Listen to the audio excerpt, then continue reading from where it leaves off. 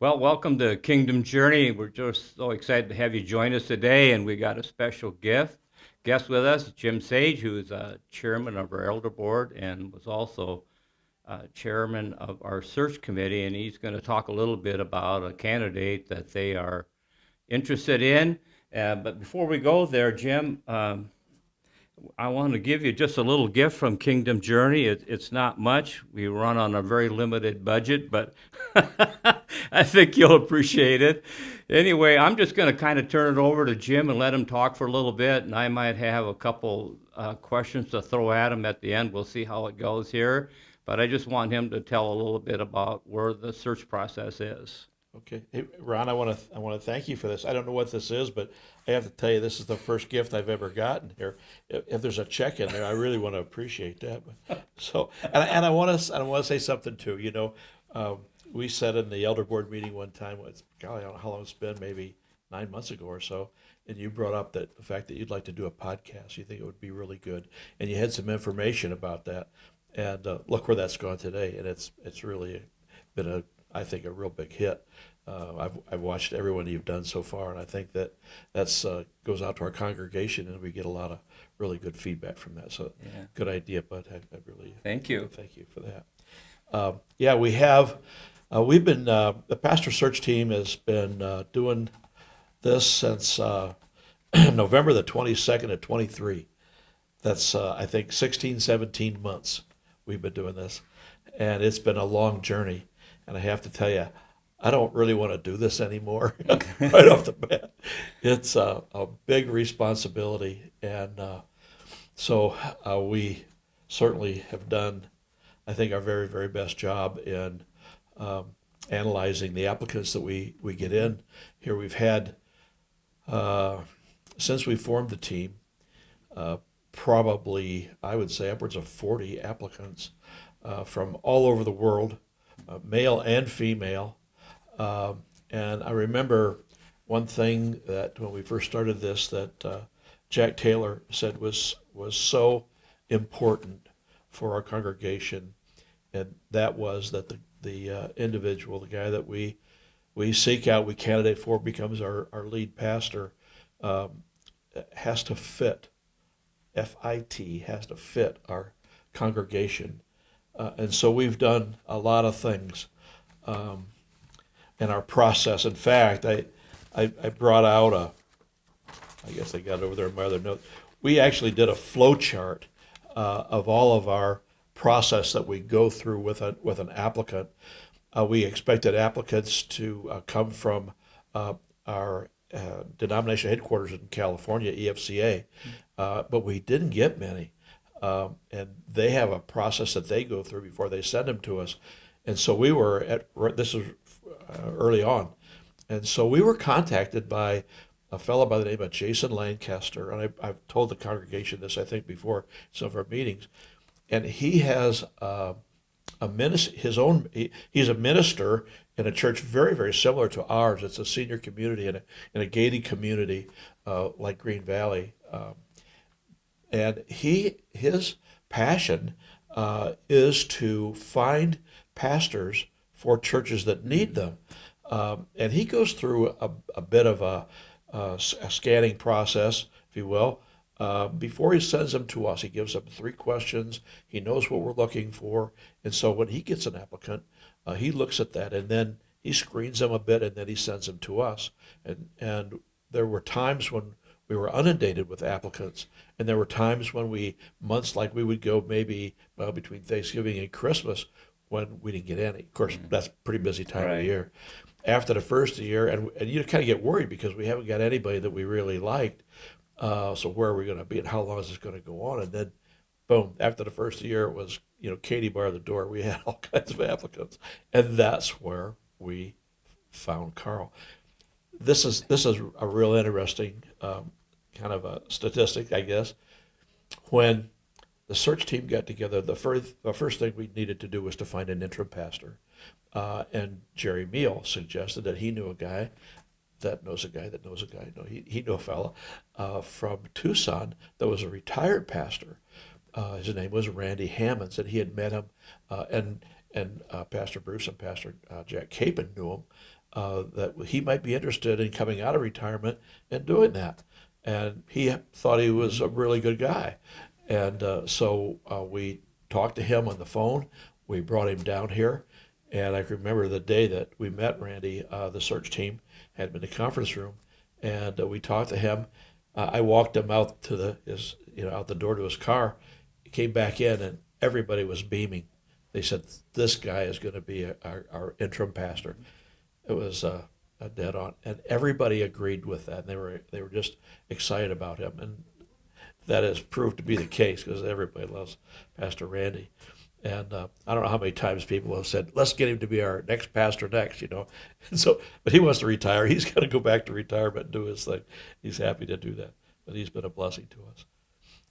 The second time that all of the personalities on the pastor search team got together was with our candidate, Carl Lodico. Lodico. He's Italian, and his wife Maria is Italian.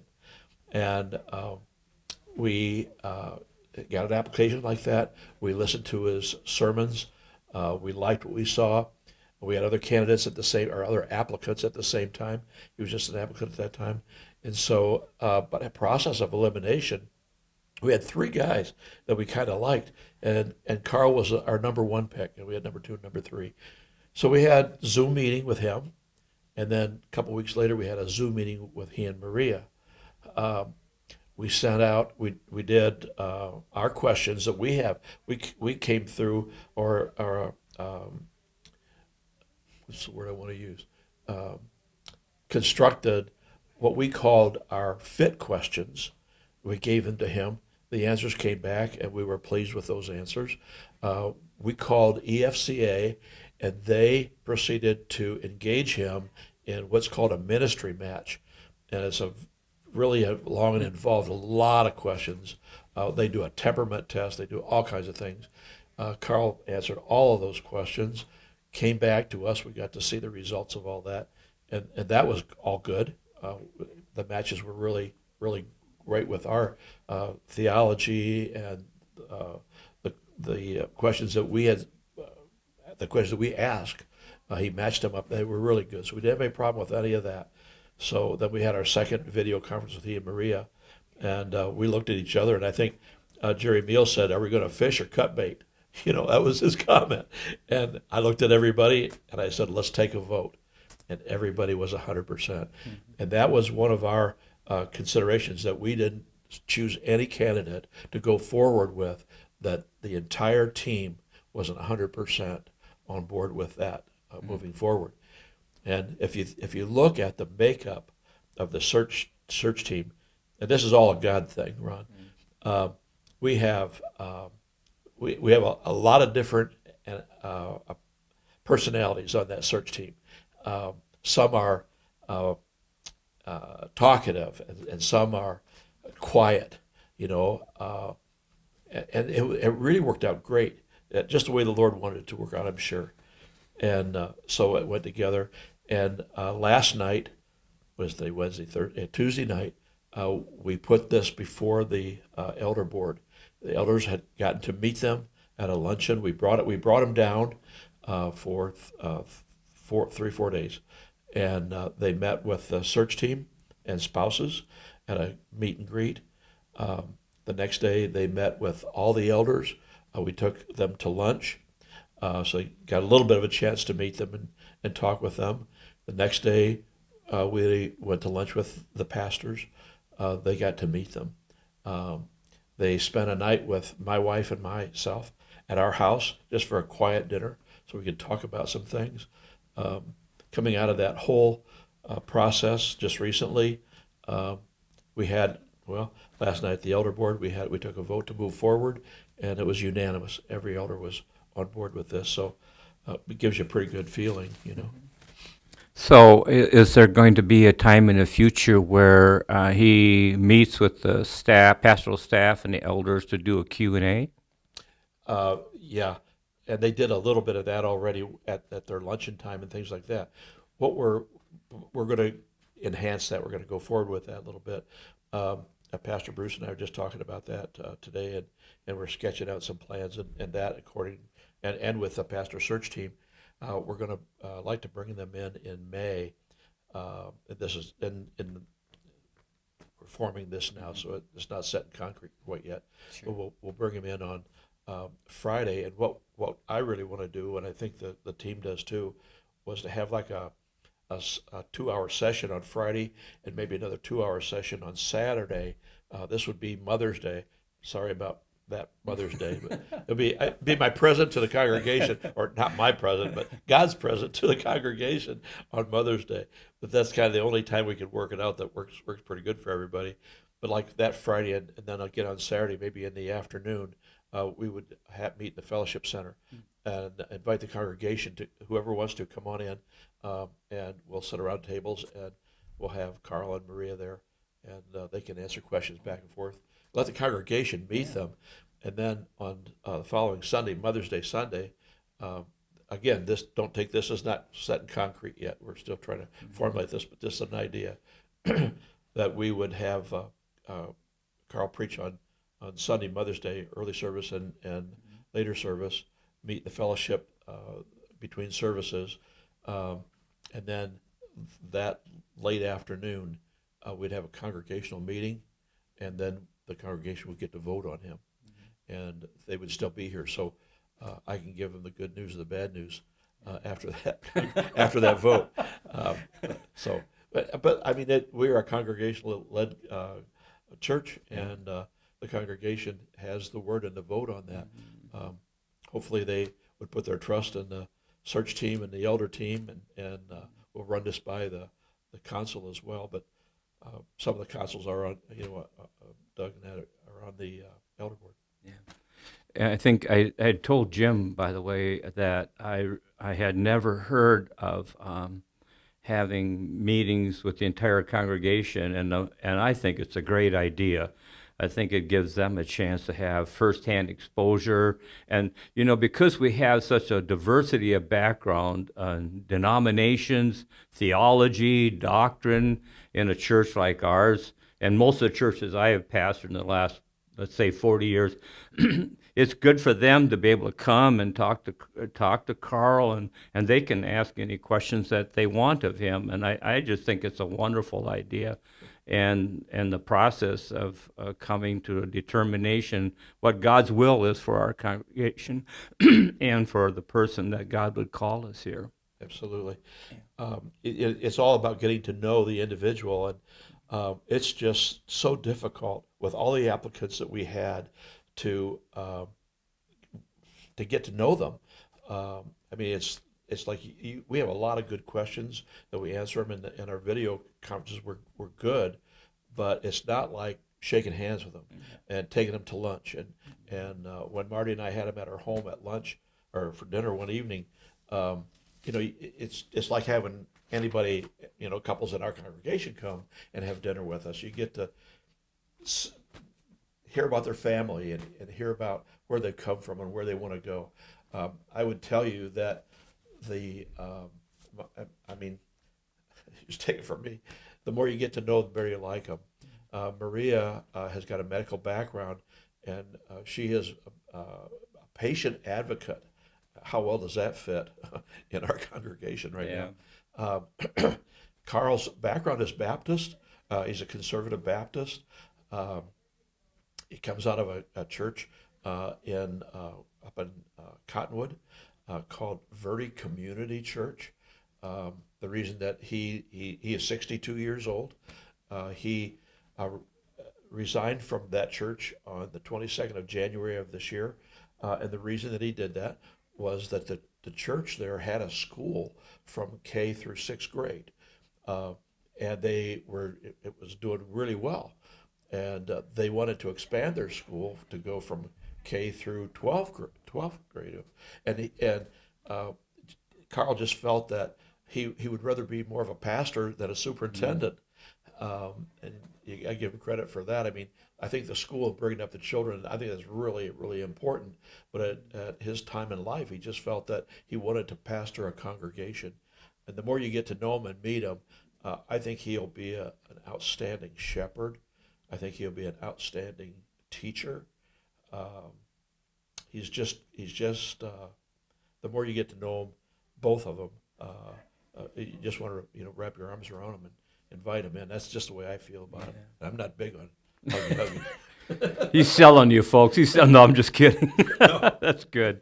We want our search team and our elder board to be supportive and have a common ground to work with them. I was thinking a little bit about that before I prepared for this podcast today. And Jim and I have had a couple of conversations, and I'm looking forward to meeting Carl. I couldn't meet him. Excuse me. My family was in town the same week he was here, and I only get to see him sometime. This is my one time, so I put my family first before my ministry. I always have. But anyway, Jim and I have had conversations, and I'll just give a little bit of a background because I think it'll help you understand where I'm coming from. I went to Western Seminary, which it's considered a conservative Baptist seminary, and it's actually the sister seminary of Dallas Seminary, where our Pastor Steve went to. And so Pastor Steve and I would have some interesting conversations because our schools were so similar to each other. I'm not a conservative Baptist pastor, by the way. And my ordination is not in the Conservative Baptist Church. But I understand he has a license in the Conservative Baptist, right? He does, and I've already talked to EFCA. They will transfer that license here, and that's not a big deal at all. But the one thing that I asked him, and I know you're interested in this as well, and so is the congregation, is was he ordained? He's got a minister certificate, different than ordination. So I talked to him about being ordained in the Evangelical Free Church, and he's very receptive to that. In fact, I've got information that I've already sent him from our EFCA West, Great. and it's about a year process. Yeah. And he was anxious to get that and look at, and he just felt that would be good for our congregation, good for him. So he's totally on board with that. Very, very. He's. I think Carl's kind of a serious bent, more than not serious bent, but I think he loves education. He loves to learn more. He's always seemed to me to be very knowledgeable about the Bible. I know the guys, the pastors, when we went to lunch with them, they were grilling him a little bit, on some theological things, and I think he passed that test with them because they were happy with the outcome of that. Yeah. It's just funny. I didn't know that they were grilling him, but I would be grilling him too a little bit. But and I thought about that too. Question. I'll just tell the congregation about ordination. Ordination is a very, in my opinion, an important role, a part that needs to take place in a pastor's life. Pastors can get a license from a church that they're pastoring or a denomination you're affiliated with. In fact, some pastors will get what they call an ordination from the church they pastor. That is not the same, ladies and gentlemen, excuse me, being ordained by a denomination. There is a difference. The educational requirements are different. You cannot be ordained in any major denomination that I know of in this country unless you have either a Master of Divinity degree or a Theology of Ministry degree from an accredited seminary. That's basic requirements. And then you have to go through a process that I guess Carl's willing to go through, which I admire him, to be able to take a year out of his life at 62 to go through this, because once you've done all the kind of education requirements and the papers, you have to sit before an ordination council. And I remember when I went to mine, I think it lasted at least 3 hours, and I had seminary professors, pastors, people of, just from the general public, and they showed up, and I had no notes. All I had was my Bible. And for 3 hours, I did orals. They could ask me any question they wanted to. And I remember the day that I got ordained. I think I told Jim this. I had a really bad cold. And one of my seminary professors asked me to outline 1 Peter. So I couldn't even remember where 1 Peter was in my Bible, but I must have passed it because they went and voted for me that day. So I'm excited to hear about that because I think that's important. It just, and here's the other thing, folks, I want to tell you about ordination, why it's so important. It is a sense in which it's kind of a finality of the educational route you've taken. And it's like the church as a whole is recognizing your call to the pastoral ministry. That's why I feel, from my perspective, why it's so important to have a denominational endorsement. And that accreditation from your denomination just adds credence to what God's call is on your life. And I was thinking about what I know from what Jim has told me about Carl is that, like I said, I went to Western Conservative Baptist Seminary, not a conservative Baptist minister, but he went to Multnomah Biblical Seminary, and I think he graduated in 1994. Yep. Yeah. And I came on faculty in 1996, so I missed him by 2 years, and he's probably glad that he wasn't in any of my classes.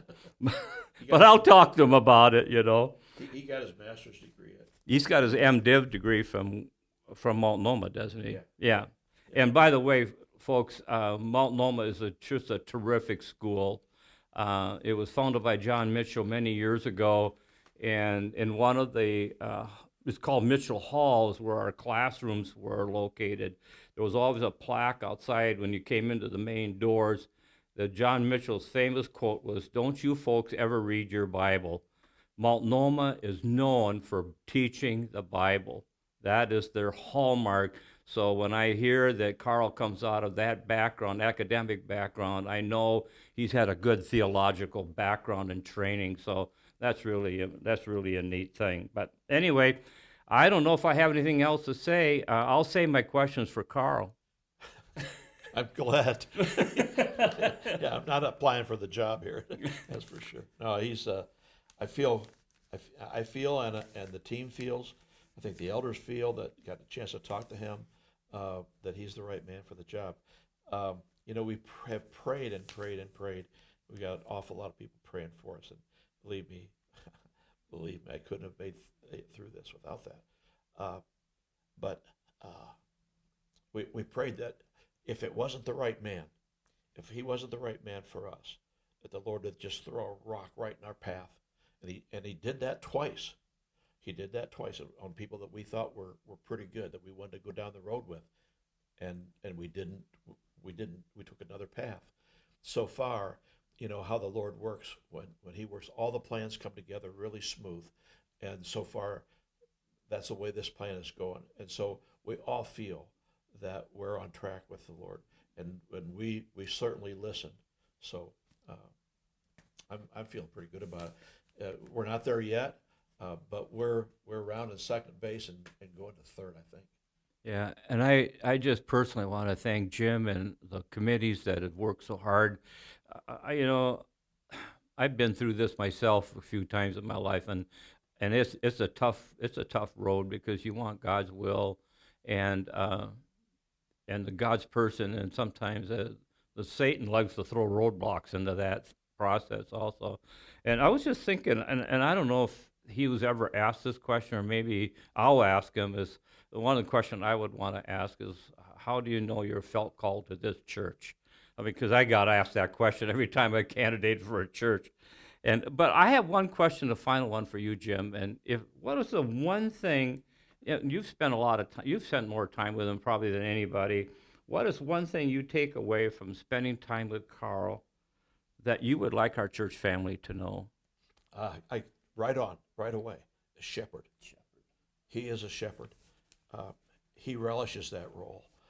And a second would be leadership.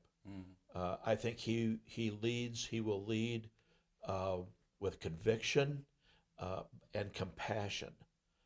But he is.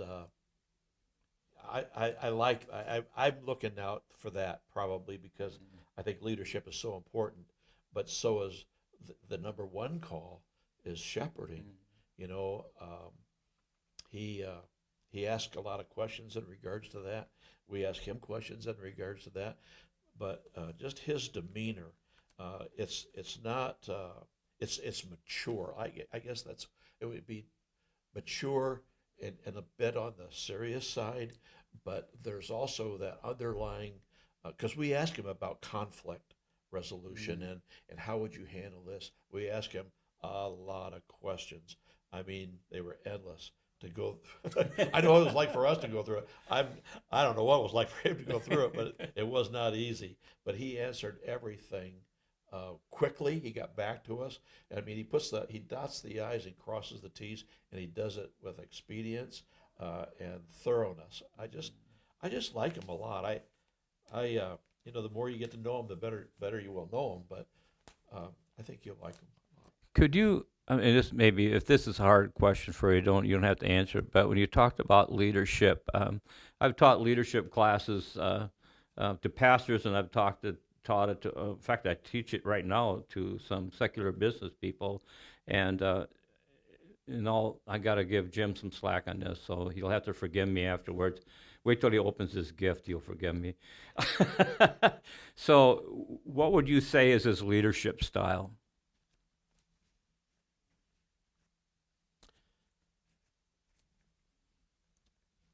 Serious, thoughtful, thorough. Yeah. And then to top it off, he's a good listener. He listens. I think he takes that all in, and then he comes back to you with that. That's what I've got. And he said his secret weapon is Maria. And Maria she's Italian. Italian are kind of like Spanish people, Mexican people. They're lovers. Yeah. They love to embrace. They love to hug, and they're joyful. I know the girls took Maria out for a little hike and had a picnic up at the Madeira Canyon, and to the Pastoral Search girls, and they all came back thrilled with her. But she is a delight, and Carl says she's my secret weapon, and she is so inviting. I think the congregation will just fall in love with her, and then there's Carl there that has the leadership, which it'll just fold together. I think very well. That's the feeling I'm getting. Yeah, thank you, Jim. I always thought about that with Pat. Seriously, it'll be 54 years I've been in the pastoral ministry. Pat has always been my secret messenger. She's everything. She still is, and and our wives are so important to us, and how they support our mission and our ministry that God has called us to.